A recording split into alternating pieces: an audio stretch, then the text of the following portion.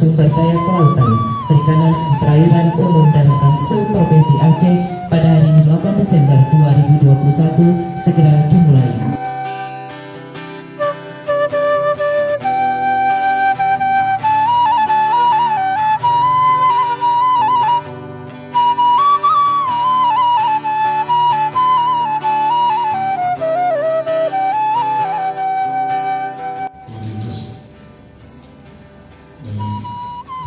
Mempercayakan Aceh sebagai tempat untuk pertemuan atau silaturahmi pada kali ini untuk membahas masalah perikanan atau, tetapi jangan ditambang di sekitar danau ini, dikorek, dikerok, ditimbun danau. Ini kami juga mohon perhatian pusat apa yang kita berikan hukuman terhadap mereka-mereka yang menimbun danau ini.